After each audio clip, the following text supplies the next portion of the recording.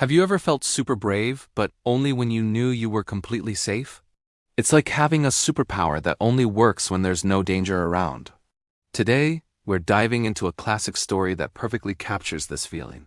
A tale from Aesop called The Kid and the Wolf. It's a short story, but it packs a powerful punch about courage, safety, and the things we say when we feel untouchable. Imagine a sunny afternoon on a farm. A herdsman is leading his flock of goats out to pasture. But he has one little problem. A young, frisky kid, full of energy and mischief. This little goat is just too adventurous to be left with the main herd. He's the type to wander off, get into trouble, or maybe try to pick a fight with a grumpy old ram. So to keep him out of harm's way, the herdsman has a clever idea. He carefully places the little kid on the thatched roof of a sheep shelter. It's high, it's secure, and from up there, the kid can see everything without getting into any trouble. Perfect, right? So there he is, our little hero, perched high above the world. He feels like the king of the castle. The other animals look like tiny specks below. The wind rustles through the thatch and he feels a sense of power he's never felt before. He struts around the edge of the roof, his tiny hooves making soft thuds. He's safe, he's high up, and he's feeling bold. Just then, who should happen to wander by but a wolf? This isn't just any wolf. He's big, he's got a reputation, and he's probably looking for his next meal. Normally, the sight of this wolf would send any goat, especially a small one, running for the hills, heart pounding in its chest.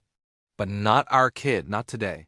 From his high and mighty perch on the roof, the kid looks down at the wolf. And instead of feeling fear, he feels an incredible surge of confidence. He's untouchable up here. The wolf can't possibly get to him. So what does he do? He starts to jeer at the wolf. He sticks out his tongue, makes silly faces, and shouts down all sorts of insults. He calls the wolf names, questions his hunting skills, and basically taunts him with everything he can think of. He's having the time of his life, unloading all this bravado that he would never dare to show on the ground. The wolf stops and looks up. He sees this tiny goat prancing around, shouting insults. Does the wolf get angry? Does he snarl and snap and try to climb the shelter? No. He's been around the block a few times. He understands the situation perfectly. He just stands there calmly and listens for a moment. Then, with a voice that is surprisingly calm and not at all menacing, the wolf calls up to the kid. He says, "I hear you. There's no anger, no frustration." He continues, "And I haven't the least grudge against you for what you say or do." The little kid on the roof is probably a bit confused. He was expecting a reaction, maybe a show of frustration.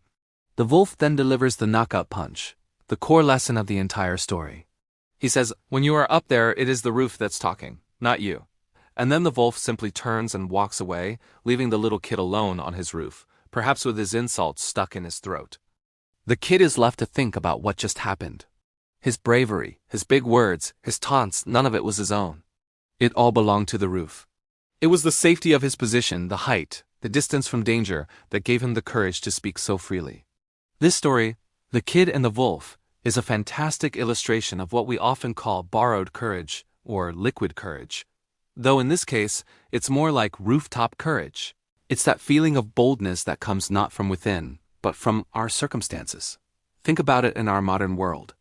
It's the person who leaves an angry, anonymous comment online, hiding behind a screen and a username. They say things they would never, ever say to someone's face. In that context, it's not them talking, it's the anonymity of the internet talking. The moral of the story is often stated as, do not say anything at any time that you would not say at all times. This means that true character, true courage is consistent. It doesn't depend on whether you're safe or exposed, anonymous or known. It's about having the integrity to be the same person and stand by the same principles, no matter the situation. The wolf's wisdom is profound. He recognized that the kid's insults weren't a true reflection of the kid's character. They were just a product of the environment. He didn't take it personally because he understood the source of the bravado. This is a valuable lesson for us too. When people lash out from a position of perceived safety, whether it's from behind a keyboard in a car, during a traffic jam, or in any situation where they feel there are no consequences, it often says more about their insecurity and the situation itself than it does about their true feelings. The wolf teaches us to have a thick skin and to see beyond the surface-level attacks. He chose not to engage in a pointless battle of words with someone who wasn't fighting a fair fight. He showed emotional intelligence, a quality that is far more powerful than the kid's temporary, situational boldness.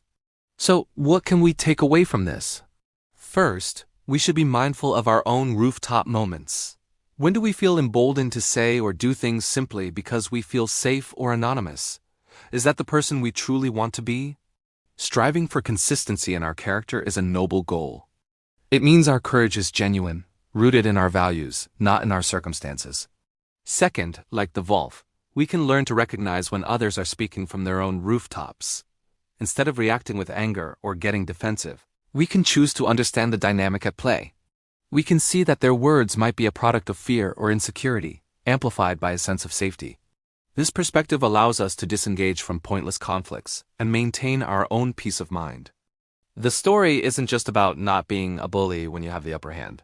It's a deeper commentary on the nature of courage, identity, and integrity. The little kid wasn't truly brave. He was just safe. True bravery is what you do when you are not safe, when you face real risk, but you stand by your principles anyway. Think of historical figures who spoke truth to power, knowing the immense personal risk involved. That is real courage. The kid on the roof was just making noise. His words had no weight because they came from a place of no risk. So the next time you find yourself in a position of power or safety, take a moment to think about the kid on the roof. Are your actions and words coming from a place of genuine conviction, or are they just the roof talking? And when you encounter someone else on their rooftop, shouting down at the world, maybe you can remember the wise old wolf, who simply understood and walked on. It's a powerful way to navigate the complexities of human interaction. This simple fable reminds us that our true selves are revealed not when things are easy, but when they are hard. Not when we are safe on the roof, but when we are down on the ground, face to face with the wolves of the world.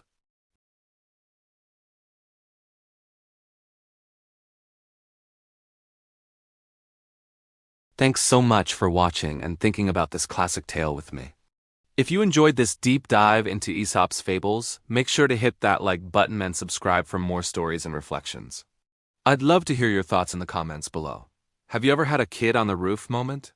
Until next time, stay thoughtful.